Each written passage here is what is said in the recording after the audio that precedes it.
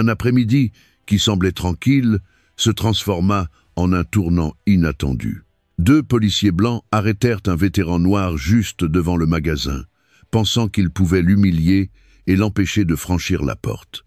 Mais ils commirent une grave erreur, car cet homme n'était pas un simple client, c'était David Carter Johnson, celui qui avait donné sa jeunesse sur le champ de bataille et qui était devenu désormais un symbole de résistance. Quand son ancien camarade apparut et arracha les insignes de leur poitrine devant la foule, tout le village explosa. Ce qui se produisit ensuite ne fut pas seulement un affrontement personnel, mais une bataille entre la corruption et la justice qui renaissait avec force. Et croyez-moi, vous n'imaginerez pas comment cette histoire se termine avant que nous l'explorions ensemble. Dites-nous d'où vous nous accompagnez et à quel moment de la journée vous regardez ceci. Laissez votre commentaire ci-dessous. Nous serons ravis de vous lire. Un après-midi dans une petite ville du sud des États-Unis, la lumière du crépuscule tombait sur la rue principale, teintant tout d'une couleur orangée. Sur le trottoir, les pas d'un homme noir résonnaient avec fermeté. Il portait une vieille chemise délavée et tenait dans sa main un simple sac de toile. Cet homme était David Carter Johnson, 55 ans, un vétéran qui avait passé de nombreuses années sur des champs de bataille lointains. Son corps gardait encore des cicatrices rappelant le passé et dans sa mémoire résonnaient toujours les échos des bombes. Ce jour-là, David ne pensait qu'à entrer dans l'épicerie habituelle pour acheter de quoi préparer le dîner. Mais il ne savait pas qu'un amer affrontement l'attendait. Juste devant le magasin, deux policiers blancs se tenaient imposants. C'était l'officier Bradley Smith, 38 ans, et l'officier Daniel Brown, 35 ans. Leur regard était froid, leur visage chargé d'hostilité. Les passants comprirent aussitôt que quelque chose n'allait pas. Quand David s'approcha, Bradley se plaça devant lui, bloquant le passage de son corps robuste. Il cracha des mots secs. « Vous ne pouvez pas entrer ici. » Le ton de mépris frappa comme un marteau. David s'arrêta.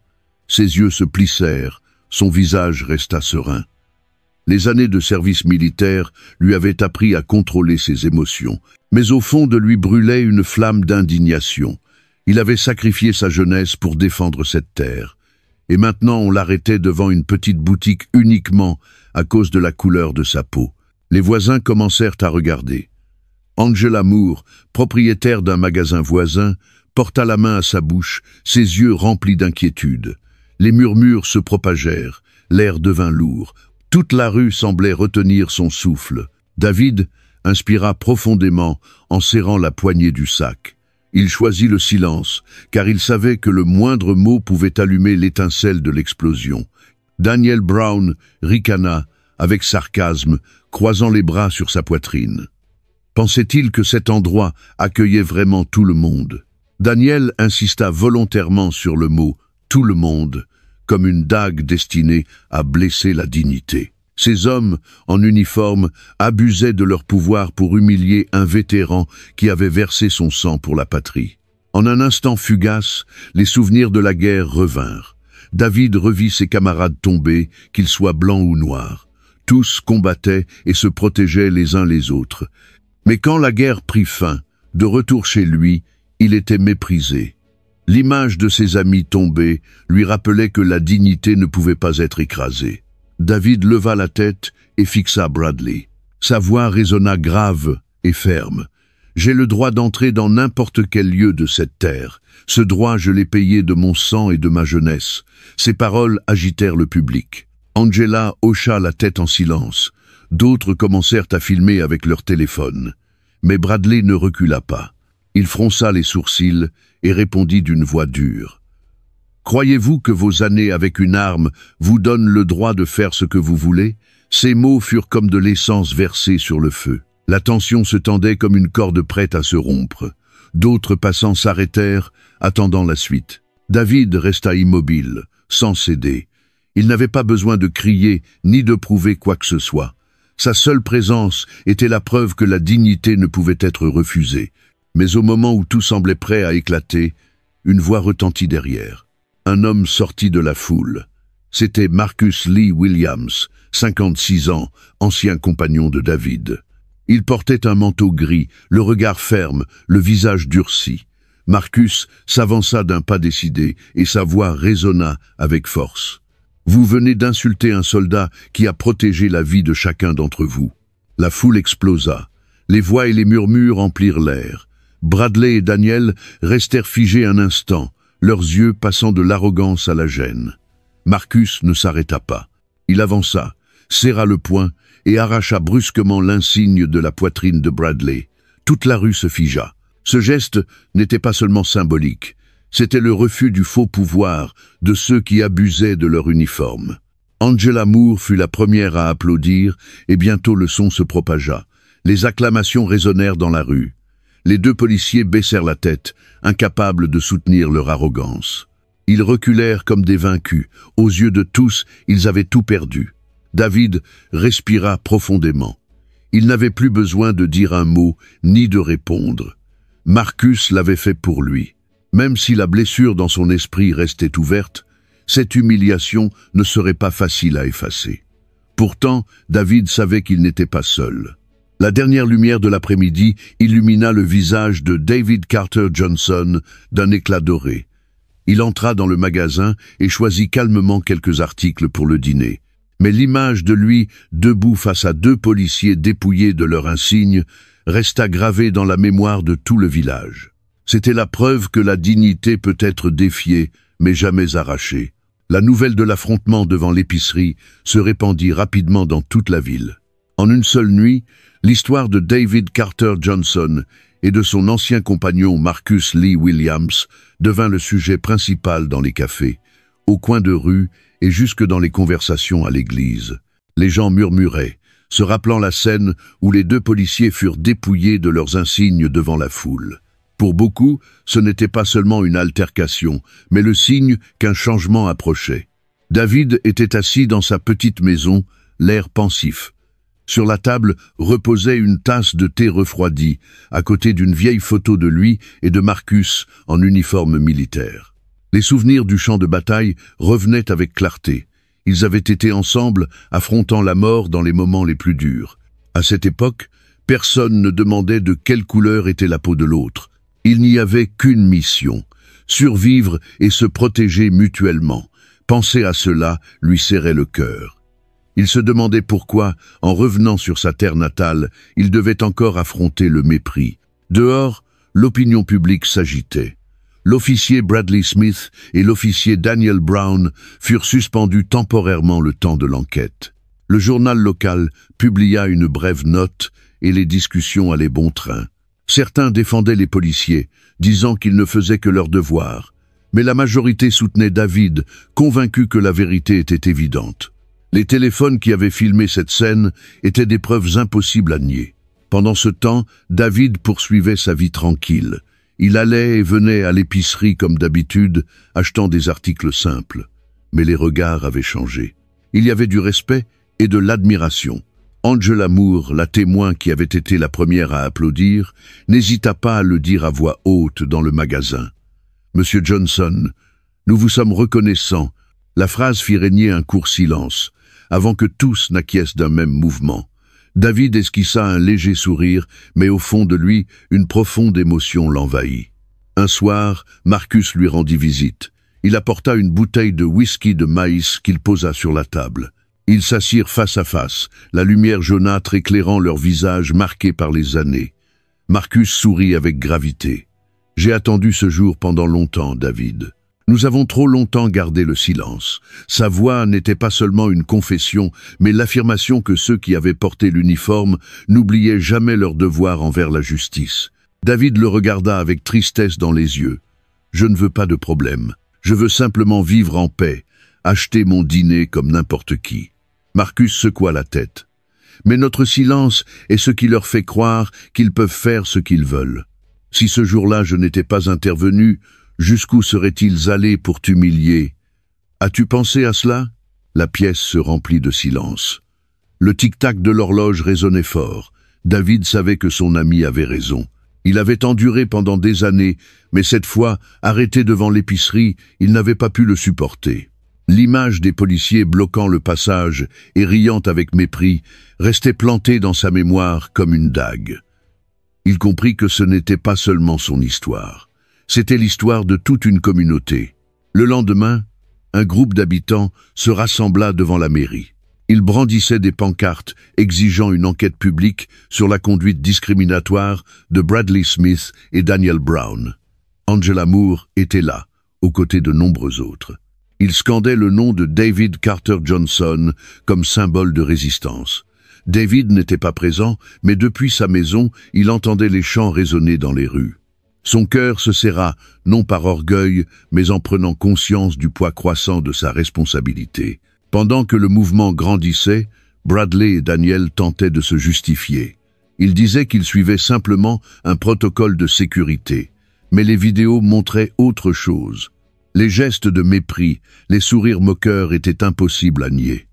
À chaque diffusion, leur crédibilité s'effondrait un peu plus. Une nuit, David reçut une lettre anonyme.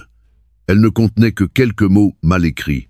« Faites attention, vous avez irrité ceux qui détiennent le pouvoir. » David garda la lettre en silence pendant longtemps.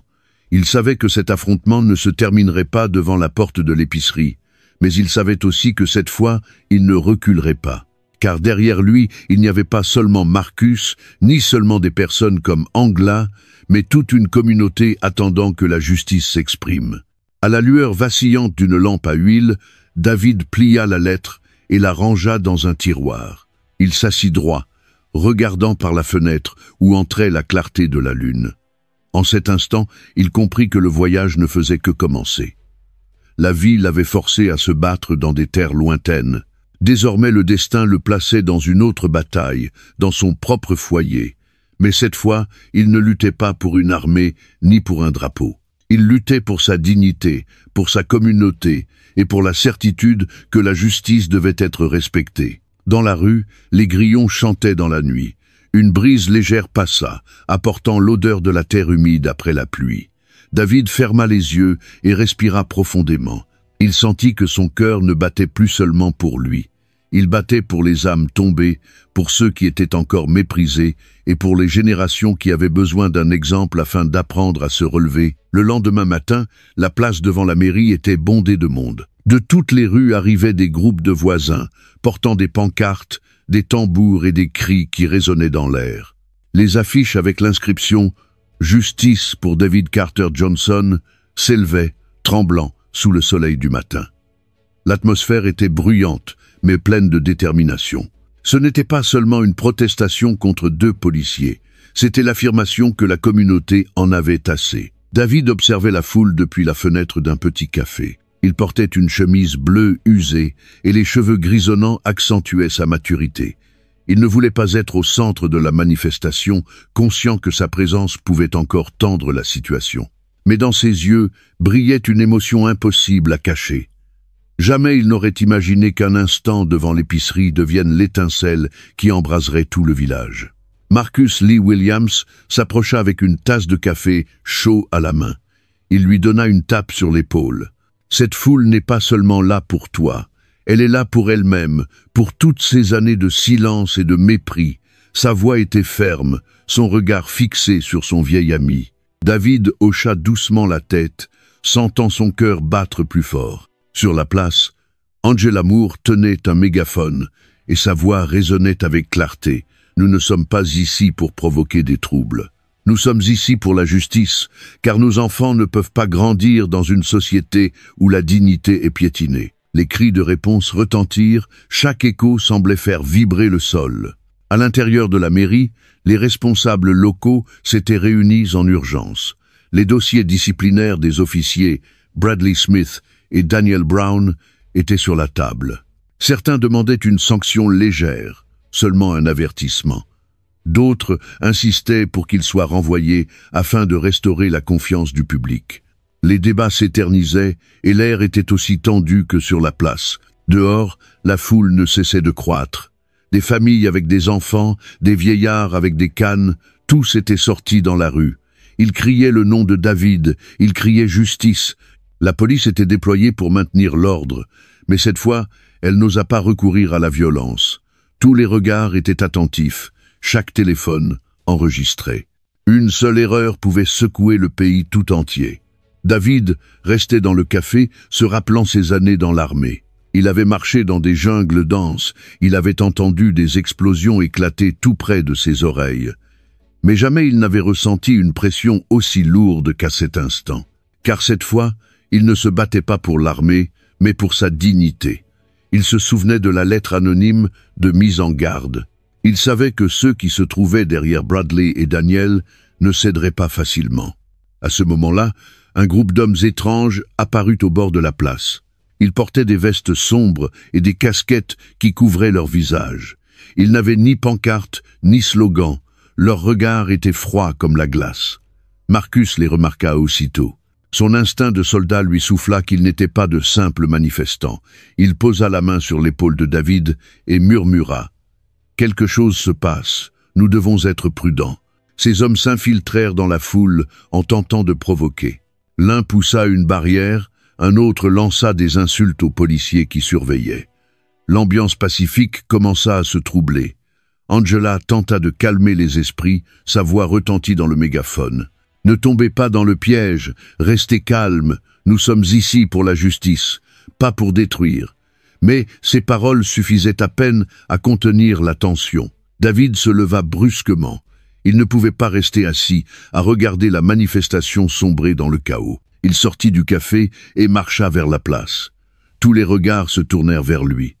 Un silence parcourut la foule, suivi d'un cri assourdissant. « David! David !» Le clameur couvrit même les provocations. Il leva la main et parla d'une voix grave mais puissante. « Arrêtez! Nous ne sommes pas venus ici pour détruire, nous sommes venus exiger justice.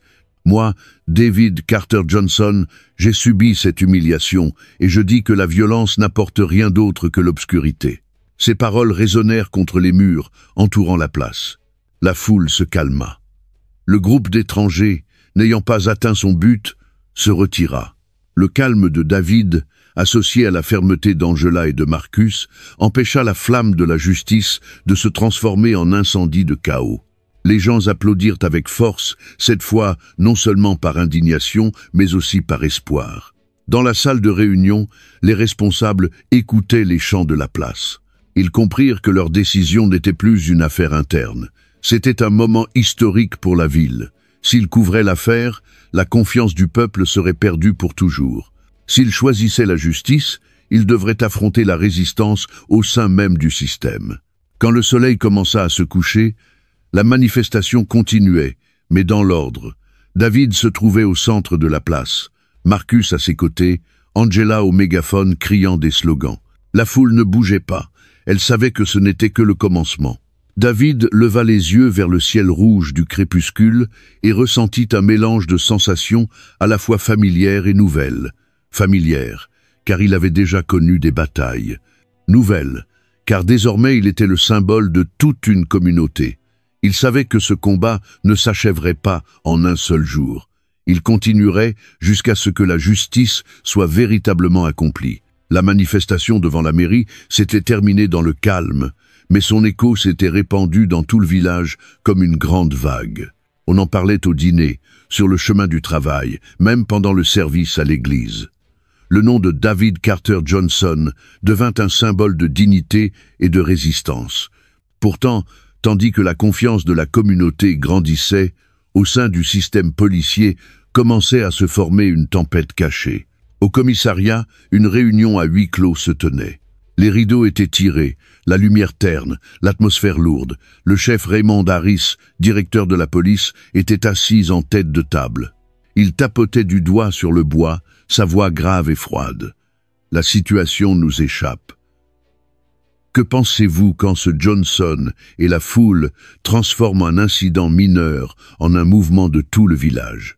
Certains officiers gardaient le silence, d'autres se regardaient du coin de l'œil. Tous n'étaient pas d'accord avec l'attitude de Bradley Smith et Daniel Brown, mais personne n'osait parler à voix haute. Un jeune officier osa rompre le silence. « Monsieur, les vidéos le montrent clairement. Si nous couvrons l'affaire, la réputation du corps s'effondrera. » Harris plissa les yeux, son ton devint une mise en garde. « Vous êtes jeune, vous ne comprenez pas encore la politique. Parfois, maintenir le calme compte plus que la vérité. » La salle retomba dans le silence, seulement troublée par le tic-tac de l'horloge murale. Pendant ce temps, David rentrait dans sa modeste maison en périphérie. Il s'assit sur la vieille chaise en bois, regardant le porche où le vent faisait tomber les pétales de fleurs. Il se souvenait de l'instant sur la place, des centaines de regards posés sur lui. Ce poids était lourd, mais sacré. Marcus, assis à ses côtés, parla d'une voix grave. « Tu le sais, ils ne laisseront pas passer cela. À partir d'aujourd'hui, tu n'es plus seulement un ancien soldat. Tu es devenu une cible. » David acquiesça doucement, le regard perdu. « Je le sais, mais je n'ai plus le choix. » Anglamour arriva en visite avec un panier de gâteaux. Elle le posa sur la table, parlant avec douceur. « Les gens comptent sur vous, David. Ils vous voient comme leur voix. Si vous vous taisez, ils perdront la foi. » David la regarda, le cœur serré. Il n'avait jamais voulu diriger un mouvement. Il aspirait seulement à une vie tranquille, à soigner son jardin et à se souvenir des compagnons tombés. Mais les circonstances l'avaient placé à cette place et il comprenait que fuir n'était plus une option. Dans le village, la division devenait chaque jour plus nette. Un groupe, surtout composé de familles blanches établies de longue date, était mécontent. Il disait que dénoncer les erreurs de Bradley et Daniel salissait l'honneur de la police. Il murmurait dans les bars, lançait des regards froids à David. Certains peignirent même des insultes sur les murs près de sa maison. En revanche, beaucoup d'autres restaient fermement à ses côtés. Ils commencèrent à organiser des réunions communautaires pour parler de justice, de changement et de tout ce qui avait été trop longtemps caché. Un soir, Marcus emmena David dans la vieille église où ils avaient autrefois prié avant de partir au front. À l'intérieur, la lumière des bougies illuminait les bancs remplis de monde. Quand David entra, tous se levèrent et un tonnerre d'applaudissements emplit le lieu. Un vieil homme aux cheveux blancs s'avança, la voix tremblante. « Mon fils aussi a porté l'uniforme et il est tombé sur des terres lointaines. Mais ici, il serait fier de voir quelqu'un comme vous. » Ému, David serra avec force la main ridée. Pendant que la communauté s'unissait, Bradley Smith et Daniel Brown vivaient des jours de peur. Ils étaient suspendus, leurs cartes retirées. Dans la rue, les regards des gens étaient des lames. Bradley buvait chaque soir, grognant que Johnson avait détruit sa carrière. Daniel, plus inquiet, répétait qu'il devait partir avant qu'il ne soit trop tard. Mais Bradley refusait. Il jurait qu'il retrouverait son honneur, à n'importe quel prix. À l'intérieur de la police, la fracture devenait évidente.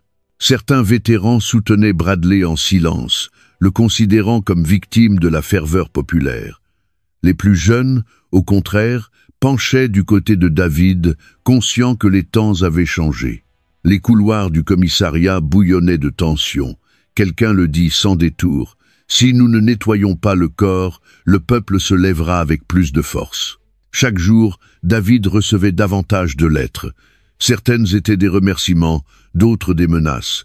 Un matin, en ouvrant la porte, il trouva un papier collé sur la grille. « Tu payeras pour cela ». Marcus l'arracha aussitôt, le regard de fer. « C'est le signe qu'ils ne veulent pas seulement te faire taire.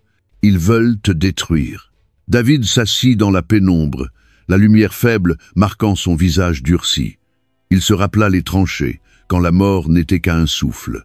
Il savait que cette nouvelle bataille n'avait pas de balles, mais qu'elle était tout aussi brutale. Elle ne visait pas seulement lui, mais toute la communauté qui plaçait sa confiance en lui. Cette fois, il ne pouvait reculer. Derrière lui se trouvaient des centaines de personnes qui espéraient un avenir meilleur. À la tombée de la nuit, le village semblait paisible, mais dans l'obscurité, les graines du conflit poussaient. Ailleurs, Bradley serrait sa bouteille d'alcool en murmurant qu'il reviendrait. Dans la petite maison de la périphérie, David Carter Johnson restait sur son porche, le regard fixé sur la nuit. Il savait bien que ce n'était que le début d'une grande tempête et qu'il devrait résister jusqu'au bout. La nuit tomba sur le village.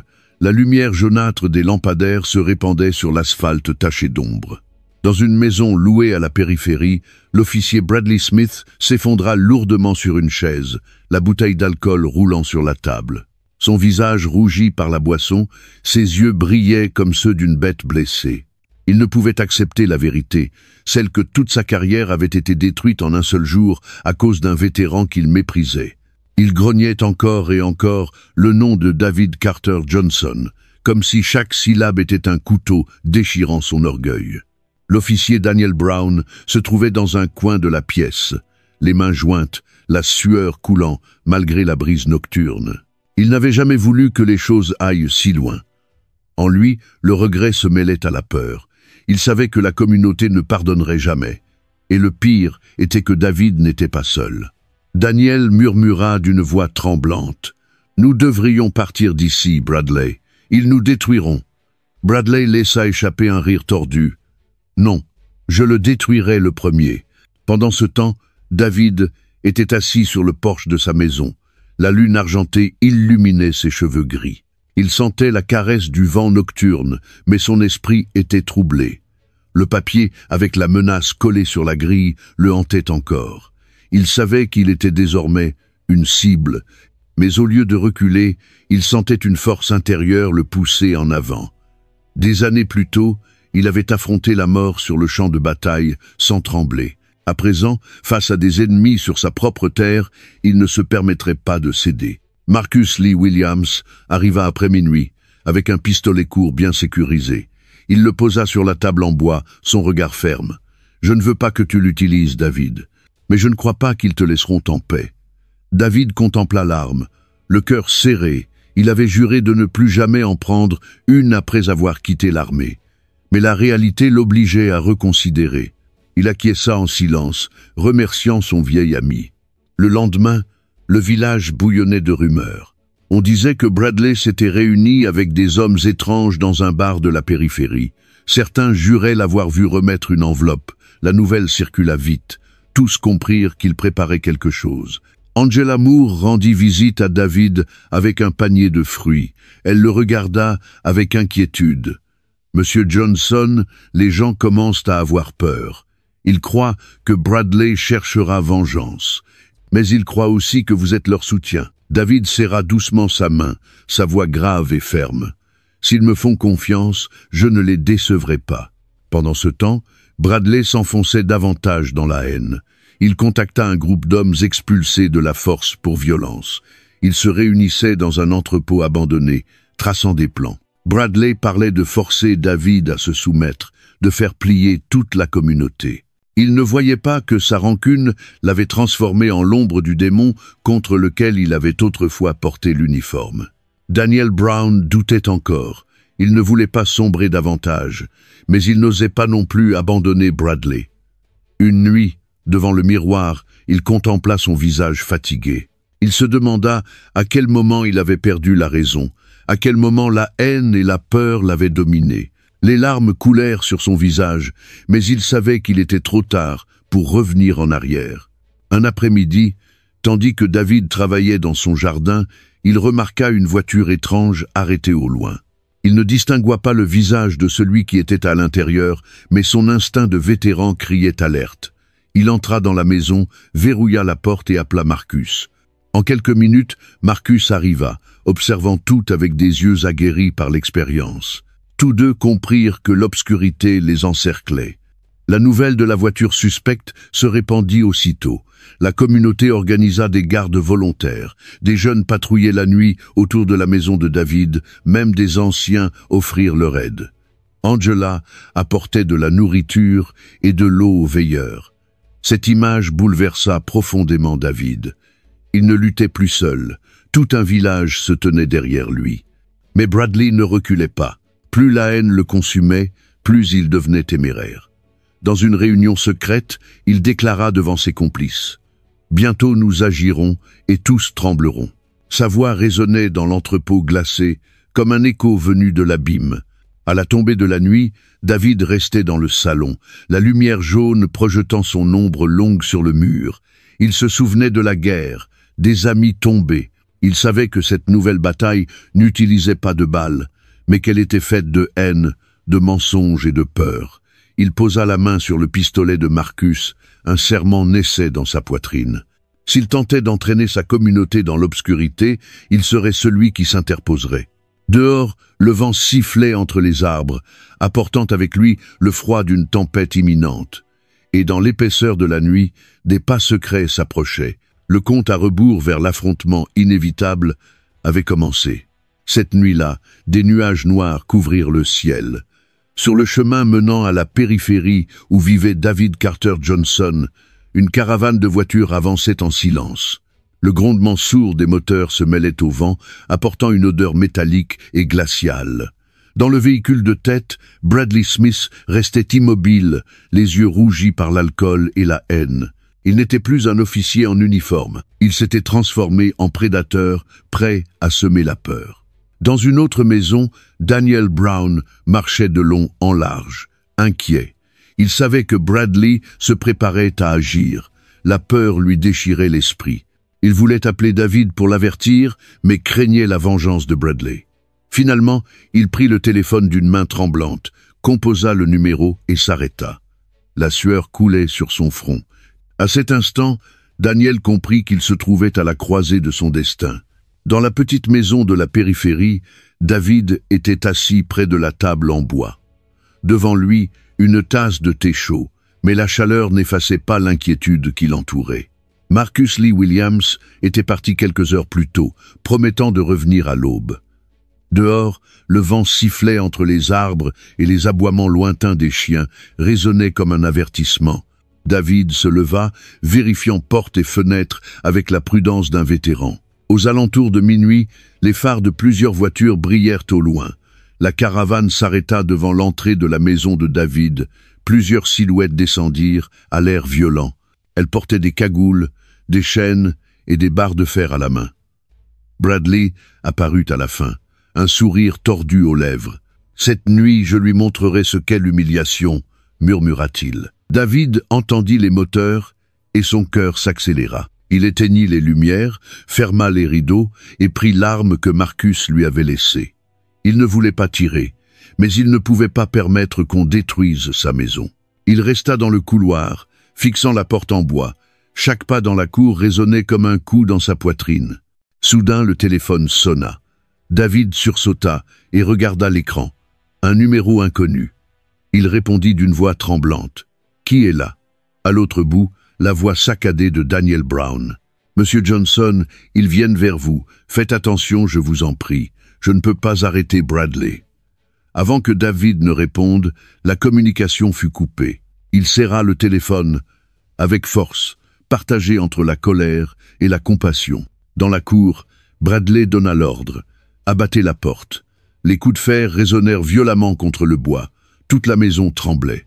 David recula de quelques pas, tenant l'arme fermement. Il inspira profondément et cria « Vous envahissez ma maison. Si vous continuez, je serai contraint de me défendre. » Sa voix retentit comme un ordre de commandement sur le champ de bataille.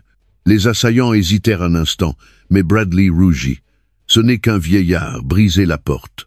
À ce moment-là, les sirènes commencèrent à retentir au loin, les lumières rouges et bleues déchirant l'obscurité. Plusieurs patrouilles approchaient à toute vitesse. Le premier à descendre fut Marcus, accompagné de jeunes officiers décidés à empêcher la violence. La scène devant la maison de David devint chaotique. Les hommes de Bradley prirent la fuite, affolés. Bradley résista, mais Marcus et 2 policiers le maîtrisèrent aussitôt. Il hurlait, les yeux fous. « Vous ne comprenez pas. Il doit payer. » Ces mots se perdirent dans le vide. David sortit sur le porche, la lune éclairant son visage ferme. Il regarda Bradley menotté et ressentit un mélange d'émotions. Ce n'était pas la vengeance ni la colère, c'était une profonde tristesse. Un homme qui avait autrefois porté l'uniforme, désormais réduit à un criminel. Les voisins arrivèrent en apprenant la nouvelle. Angela Moore apparut, émue, et déclara d'une voix forte « Monsieur Johnson, vous n'êtes pas seul.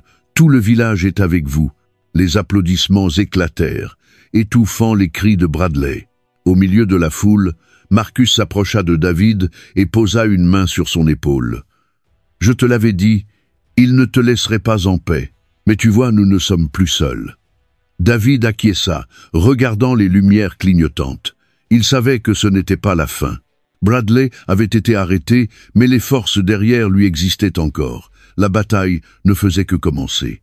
Quand les patrouilles emmenèrent Bradley et ses complices, la foule resta sur place. La peur avait disparu de leur visage. Ils regardaient David comme un héros. Mais lui ne fit qu'exhaler un soupir, rentrant chez lui. En lui résonnait une pensée. La véritable justice ne vient pas seulement avec l'arrestation d'un coupable. Elle vient lorsque tout le système change, et il savait que ce chemin serait long, avec de nombreuses nuits semblables à celle-ci. Dehors, le vent s'apaisait. La lune brillait sur le toit usé. David s'assit, les mains tremblantes mais le regard ferme. Il savait que les épreuves restaient à venir, mais il résisterait, car désormais, derrière lui, il y avait toute une communauté qui ne se taisait plus. La nuit où Bradley Smith et ses complices furent arrêtés devant la maison de David Carter Johnson, le village resta dans un état mêlé de soulagement et de tension. On en parlait partout, dans les cafés, les supermarchés, l'église et même à la gare routière. Certains se réjouissaient, convaincus que la justice avait triomphé. D'autres craignaient que les forces cachées à l'intérieur de la police ne restent pas inactives. David était assis dans sa petite maison, les mains tremblantes autour d'une tasse de thé chaud. Tout s'était passé si vite qu'il avait du mal à y croire lui-même. Lui qui ne voulait que faire ses courses pour le dîner, était devenu le centre d'une bataille contre tout un système. Marcus Lee Williams arriva en visite, le regard vigilant. Il parla d'une voix basse mais ferme. « Ne crois pas que tout est fini. Bradley n'est qu'un bouc émissaire. La racine de la corruption est toujours là. » Angela Moore entra avec quelques voisins. Elle posa un panier de fruits sur la table et dit à voix haute « Monsieur Johnson, toute la communauté vous attend. Ils veulent que vous parliez, que vous les guidiez. » David regarda autour de lui et vit des visages remplis d'espérance. Son cœur se serra. Il n'avait jamais voulu être un leader, mais les circonstances l'avaient placé dans ce rôle. Le lendemain, une réunion communautaire fut organisée dans la cour de l'église. Des centaines de personnes s'y rassemblèrent. Des bougies allumées formaient une mer de lumière vacillante dans la nuit. Quand David monta sur l'estrade, tous se turent. Il inspira profondément et parla d'une voix grave. « Je n'ai pas choisi ce chemin. J'ai seulement choisi de défendre ma dignité. Mais lorsque j'ai été arrêté devant l'épicerie, j'ai compris que ce n'était plus seulement mon histoire. C'est l'histoire de nous tous. La justice n'existe que lorsque nous osons nous lever, parler et défendre la vérité. » Les applaudissements éclatèrent comme des coups de tonnerre. Beaucoup éclatèrent en sanglots. Un vieil homme avec une canne se leva, la voix tremblante. « Nous avons gardé le silence trop longtemps, mais à partir d'aujourd'hui, nous ne nous tairons plus. » Angela leva sa bougie et lança un slogan. La foule répondit et les cris parcoururent tout le village. Pendant que la communauté vibrait d'ardeur, au commissariat la division était évidente. Le chef Raymond Harris était dans son bureau, le visage sombre. Il convoqua ses hommes de confiance et déclara froidement « On nous accule. Si nous n'agissons pas, tout le système s'effondrera. » Un officier vétéran acquiesça, mais les plus jeunes restèrent silencieux. Ils en avaient trop vu et ne voulaient plus cacher la vérité. Daniel Brown, qui avait été aux côtés de Bradley, vivait tourmenté. L'image de cette nuit le hantait. Il savait qu'il était coupable. Un après-midi, il alla trouver Marcus et dit d'une voix brisée « Je ne peux plus me taire, je veux tout avouer. » Marcus le fixa et lut la sincérité dans ses yeux fatigués. Il hocha la tête et lui dit que le moment était venu de se racheter. La nouvelle que Daniel était prêt à se ranger du côté de la justice parvint à David. Il resta silencieux un long moment puis murmura « S'il est sincère, ce sera un tournant. » Car lorsque quelqu'un de l'intérieur reconnaît la vérité, on ne peut plus la nier. Pendant ce temps, Harris accentuait la pression. Il lança des menaces anonymes et diffusa des rumeurs contre David et Marcus. Mais au lieu d'affaiblir la communauté, ses actions renforçaient l'indignation. Les habitants se rassemblèrent devant le commissariat, brandissant des pancartes. Ils ne criaient plus seulement le nom de Bradley, mais aussi celui de Harris. Un soir, David rentrait chez lui après une réunion communautaire. Le vent soufflait fort et les feuilles sèches s'envolaient. Il s'assit sur le porche, regardant l'obscurité. La crainte était encore là, mais ses yeux ne montraient plus de peur, seulement de la foi. Marcus était à ses côtés et dit d'une voix basse « Tu es allé trop loin, David. Il n'y a plus de retour en arrière. Mais tu ne marches pas seul. Tu m'as moi, Angela, toute la communauté. » David acquiesça, sentant la main ferme de son ami sur son épaule. Il savait que la route serait dure, mais il savait aussi qu'un moment décisif était arrivé. Dans l'obscurité, des chants s'élevèrent au loin, portés par le vent. C'étaient les voix des voisins qui continuaient de marcher avec des bougies unies et déterminées. David écouta et sentit son cœur se réchauffer. Il murmura, comme parlant à lui-même et aux compagnons tombés. « Quoi qu'il arrive, je ne laisserai pas la justice tomber. » Et à cet instant, il comprit. La lutte était entrée dans une nouvelle étape. Une étape de vérité, de courage et de la force d'une communauté qui n'avait plus peur.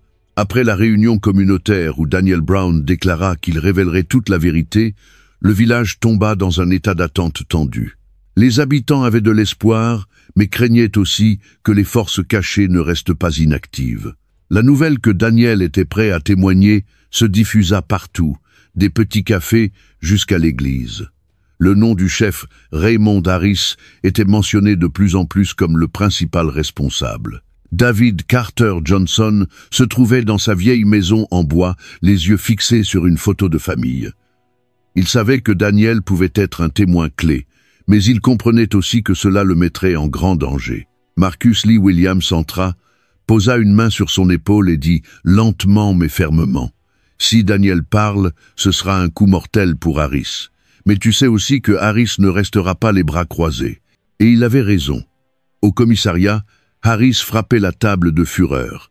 Il convoqua ses hommes de confiance, le visage rougi.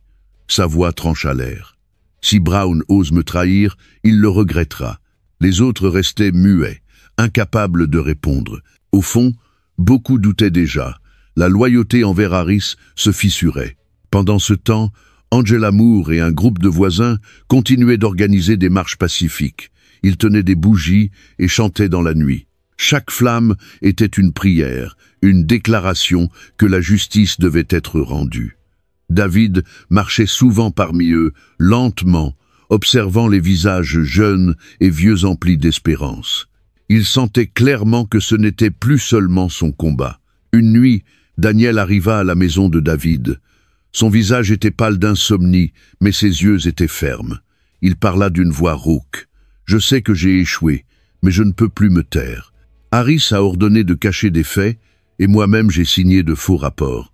Je veux tout raconter publiquement. » David le regarda longtemps, puis acquiesça. « Tu auras l'occasion de te racheter, mais prépare-toi, car après tu deviendras une cible. » Daniel mordit ses lèvres et hocha la tête. La date de la conférence de presse fut fixée. Des journalistes venus de nombreux endroits arrivèrent, les caméras pointées sur l'église où devait se tenir l'événement. Ce matin-là, l'atmosphère était tendue comme une corde. Les habitants se rassemblèrent tôt avec des pancartes exigeant la transparence. Marcus accompagna David, accueilli par des applaudissements. Angela était à la porte. Elle prit la main de David avec force, les yeux brillants. Quand Daniel monta sur l'estrade, la salle tomba dans le silence. Son visage était pâle, mais sa voix claire. « J'ai participé à des actes répréhensibles. J'ai gardé le silence quand je ne devais pas. Mais aujourd'hui, je veux dire la vérité. C'est le chef Harris qui a ordonné de couvrir les affaires. Je l'ai vu de mes propres yeux. Ses paroles tranchèrent le voile de mensonges comme une lame. La foule explosa un cri, et larmes et un applaudissement. Au commissariat, Harris reçut la nouvelle le visage déformé. Il rugit contre ses subordonnés. Traître, il le payera. Mais en regardant autour de lui, il vit des regards qui n'étaient plus ceux de la loyauté. Un jeune officier parla franchement. « Monsieur, la vérité est déjà claire. Personne ne peut plus la cacher. » Harris resta sans voix. Pour la première fois, il sentit que le pouvoir lui échappait. Après la conférence, les médias diffusèrent l'histoire à grande échelle. Le récit de David, de Marcus, d'Angela et de toute la communauté devint une nouvelle nationale. Les images de bougies dans la nuit et les chants pour la justice remplirent les écrans du pays. Des gens de nombreux endroits envoyèrent leur soutien, voyant en David un symbole de résistance. Cette nuit-là, David resta dans l'église désormais vide. Les bougies s'étaient éteintes, il ne restait que des traces de lumière. Il ferma les yeux et entendit dans son esprit les chants de son peuple. Il savait que la lutte n'était pas terminée. Harris était encore là, son pouvoir ne s'était pas entièrement effondré. mais un changement avait commencé. La justice parlait déjà. Marcus entra, posa une main sur son épaule et dit d'une voix grave, « Tu vois, la vérité a déjà gagné la première bataille. Mais fais attention, car un homme sur le point de tout perdre fera l'impossible pour s'accrocher. » David ouvrit les yeux, le regard ferme. « Je suis prêt. Quoi qu'il arrive, je ne reculerai pas. » Dehors, le ciel nocturne était clair. Les étoiles brillaient comme témoins. Le village ne dormait pas. Beaucoup continuaient de marcher avec des bougies, chantant d'une voix ferme et unie. Dans le cœur de David, la flamme de l'espérance brûlait plus fort que jamais. Après la conférence de presse où Daniel Brown confessa publiquement et démasqua le chef Raymond Harris, le village explosa. Les habitants sortirent dans les rues, les cris de justice résonnaient et les bougies illuminaient la place. À la télévision, les journaux diffusaient encore et encore les images de David Carter Johnson aux côtés de la communauté, le visage serein mais les yeux ardents comme le feu. Le nom de David devint un symbole, non seulement pour le village, mais aussi pour tous ceux qui avaient souffert d'injustice. Mais tandis que la communauté se remplissait d'espérance, Harris se repliait dans l'ombre. Il n'apparaissait plus en public, mais son réseau de pouvoir restait actif. Dans une salle close, il se réunit avec quelques fidèles. Sa voix basse et menaçante résonna. « Si nous laissons cela continuer, nous perdrons tout. Nous devons faire taire Johnson et Brown. » Les autres acquiescèrent en silence. Effrayés, ils restaient tout de même entraînés par la force de celui qui avait jadis tout contrôlé. David savait que le danger n'était pas terminé. Chaque nuit, il se couchait inquiet, attentif au moindre bruit. Il se souvenait des années de guerre, des tirs, de ses compagnons tombés. Il connaissait la sensation d'être encerclé et comprenait que ce n'était pas différent. Marcus Lee Williams visitait souvent sa maison, toujours armé. Il disait clairement, « Quand un animal est acculé, il morde avec fureur. » Harris est désormais cet animal. Dans la communauté, Angela Moore continuait à mener les marches. Elle ne réclamait pas seulement justice pour David, mais un changement dans tout le système.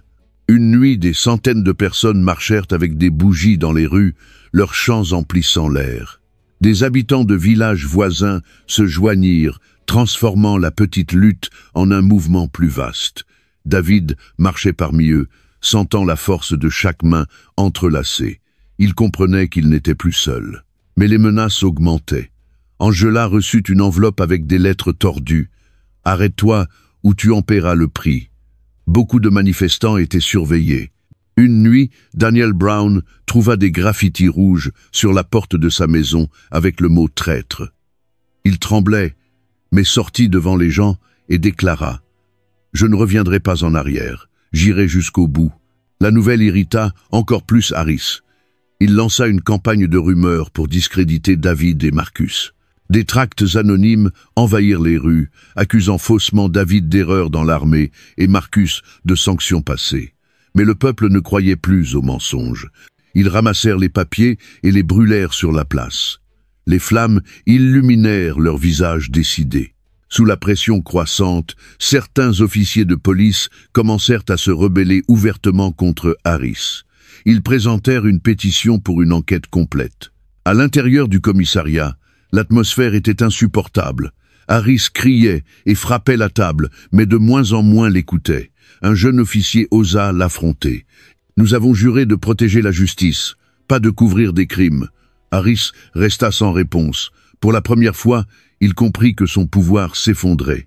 Peu après, David fut invité à parler lors d'un rassemblement communautaire. Des milliers de personnes se réunirent. Il monta sur l'estrade et sa voix résonna. « Je ne suis pas un héros. Je suis seulement un père, un soldat revenu qui voulait vivre en paix.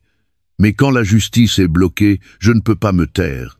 Et je crois qu'aucun de nous ne doit se taire. » Les applaudissements emplirent l'air.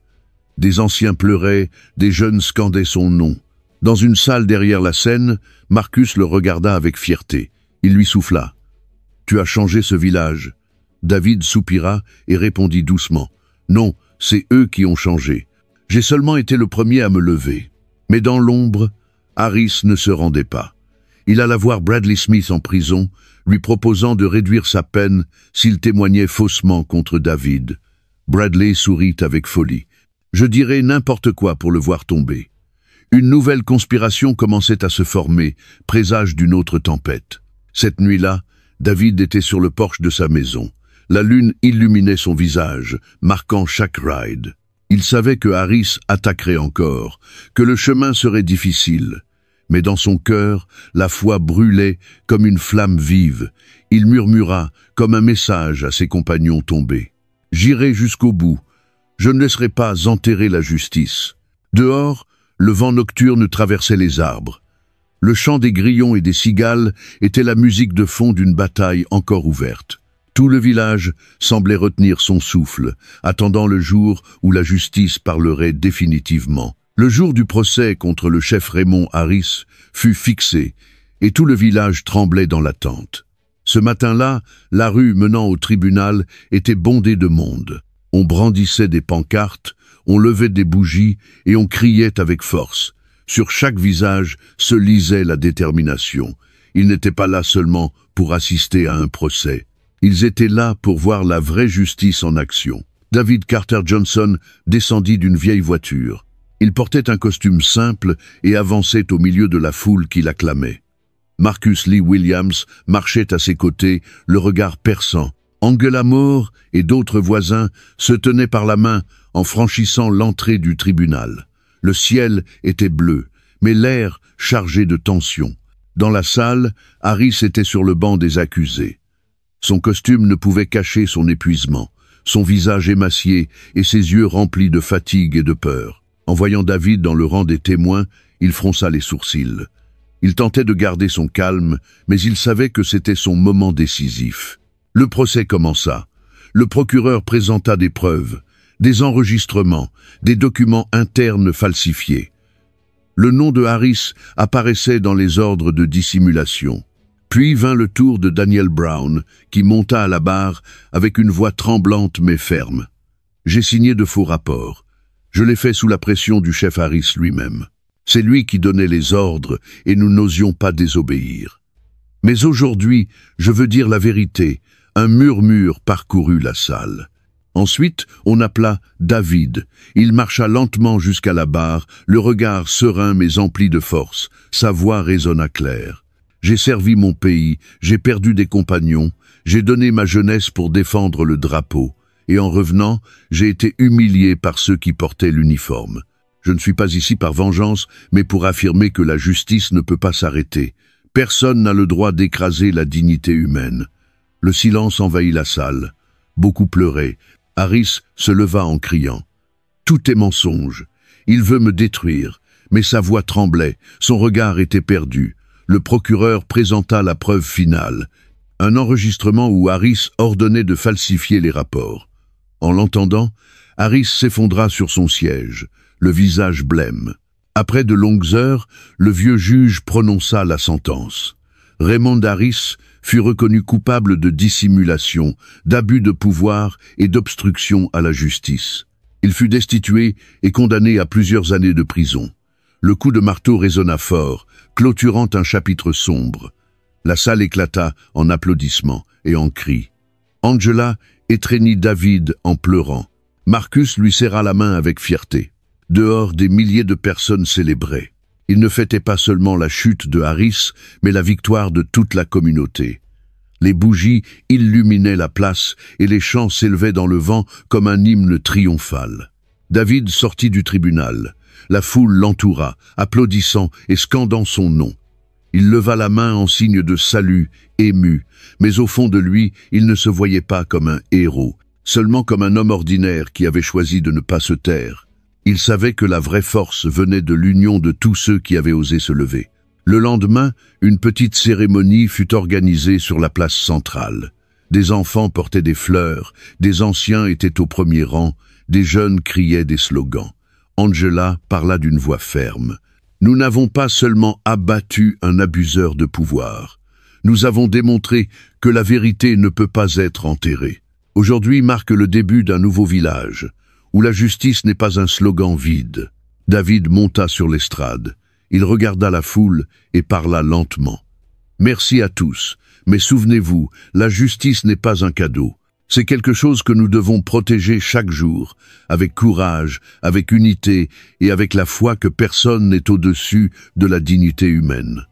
Les applaudissements retentirent. Cet après-midi-là, de retour dans sa petite maison à la périphérie, David s'assit sur le porche en contemplant le coucher de soleil rouge.